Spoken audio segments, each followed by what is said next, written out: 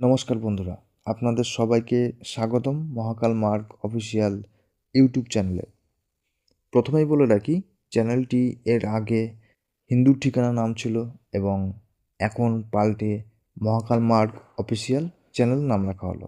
আজকের সমাজে একটা প্রশ্ন খুব বেশি শোনা যায়, সেটি হচ্ছে আমার ব্যবসা ডুবে যাচ্ছে, আমি কি তান্ত্রিকের কাছে যাব? বা মামলা চলছে, কেউ বলছে তন্ত্র করলে জিতবো, অথবা স্বামী স্ত্রীর মধ্যে ঝামেলা এবং কোনো ব্যক্তিকে বশীকরণের দরকার। কিন্তু আসল প্রশ্ন হলো, এই সমস্যাগুলিতে সত্যি কি তান্ত্রিকের কাছে যাওয়া উচিত, নাকি আমরা নিজেরাই অজান্তে ভয় আর প্রতারণার ফাঁদে পড়ছি? আজ মহাকাল মার্গ অফিসিয়াল চ্যানেলে আমি আপনাদের সামনে তুলে ধরব তন্ত্রের আসল সত্য, শাস্ত্র কি বলে, আর কোথায় সাবধান হওয়া আমাদের জরুরি। ভিডিওটি শেষ পর্যন্ত দেখুন। দেখুন, তন্ত্র আসলে কি, এটা নিয়ে আপনাদের ভুল ধারণা, সেই ভুল ধারণা ভাঙার জন্য বন্ধুরা, অনেকেই মনে করেন যে তন্ত্র মানে জাদু, বশীকরণ বা কালাশক্তি বা কালো জাদু বা ব্ল্যাক ম্যাজিক বলতে পারেন। কিন্তু মহাকাল মার্গ অফিসিয়াল আপনাদের সত্য দেখাই। দেখুন, শাস্ত্র অনুযায়ী তন্ত্র হলো আত্মার শুদ্ধি, সংযম, ভয় জয় করার সাধনা। তন্ত্র অন্যকে কিন্তু নিয়ন্ত্রণ করার জন্য নয়, তন্ত্র নিজেকে নিয়ন্ত্রণ করার একটা পথ। তাহলে পরে যদি আপনার ব্যবসায় লোকসান হচ্ছে, তাহলে এখানে সত্যি কি একজন তান্ত্রিকের কাছে যাওয়া উচিত? মহাকাল মার্গ অফিসিয়াল থেকে সোজা কথা একদম বলছে না। ব্যবসার লোকসান হয় কেন? অনেক কারণ থাকতে পারে, যেরকম ভুল সিদ্ধান্ত, হিসাবের ভুল এবং বাজারের পরিস্থিতি। কিন্তু লোকসান হলে শোনা যায় নজর লেগেছে বা বান মেরেছে। এখানেই কিন্তু ভণ্ড তান্ত্রিকরা ঢুকে পড়ে। দেখুন, ব্যবসায় সমাধান আসে বুদ্ধি, অভিজ্ঞতা, ধৈর্য।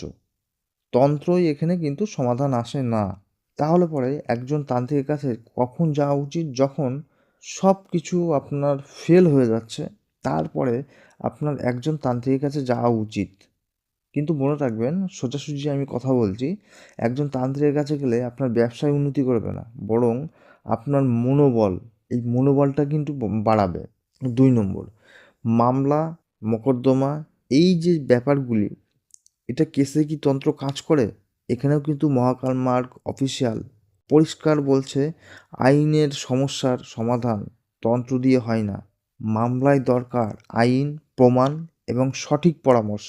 পুজো করলে কেস জিতবো, এটা একদম কিন্তু প্রতারণা। এখানেও আমি বলতে চাই যে কখন তান্ত্রিকের কাছে যাওয়া উচিত। সব দিকে আপনি হেরে গিয়েছেন আর কোনো দিকেই আপনার এগোনোর সামর্থ্য নেই, তখন একবার তান্ত্রিকের কাছে যাওয়া উচিত। তার মানে এই না যে আমি বলছি তান্ত্রিকের কাছে গেলে পরে পূজা আশ্রা করলেই আপনি কেসে জিতবেন। এখানে কেবলমাত্র আপনার মনোবলকে বাড়াতে পারবে।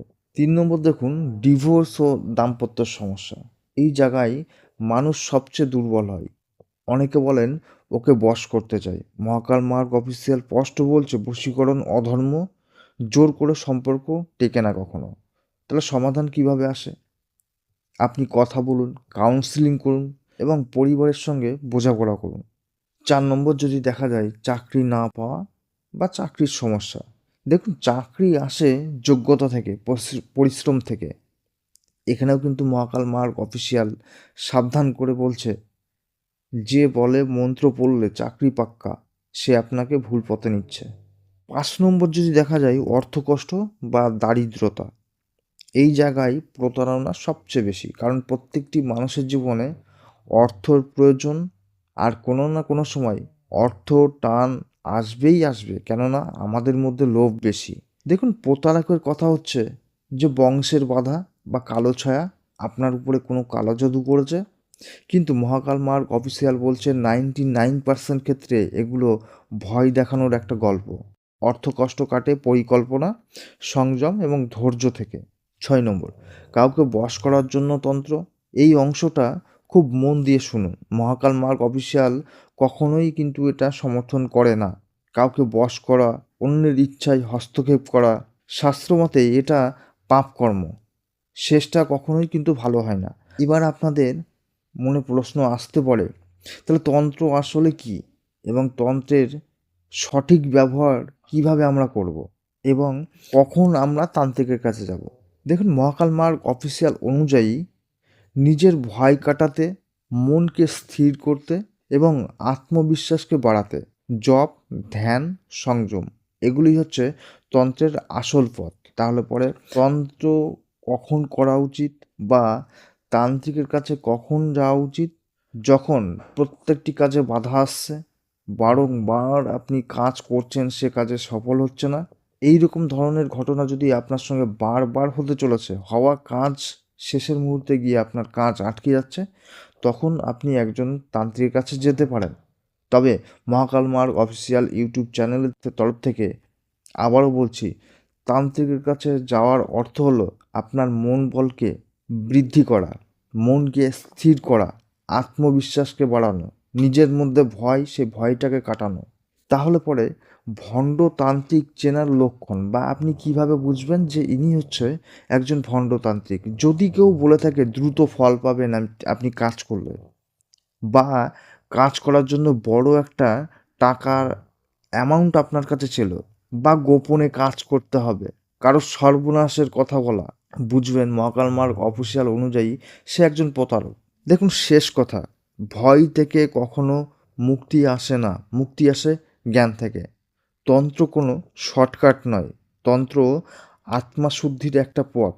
আপনাদের যদি ভিডিওটি ভালো লেগে থাকে, লাইক করুন, শেয়ার করুন, মহাকাল মার্গ অফিসিয়াল ইউটিউব চ্যানেলটি সাবস্ক্রাইব করুন, কারণ সত্যের পথেই মহাকালের কৃপা। নেক্সট ভিডিওতে দেখবেন যে কে আসল তান্ত্রিক আর কে ভণ্ডতান্ত্রিক আপনি কিভাবে চিনবেন। তো আজকের মতো এখানেই শেষ করছি, আবার দেখা হবে নেক্সট ভিডিও। ততক্ষণ আপনি ভালো থাকুন, সুস্থ থাকুন, ধন্যবাদ।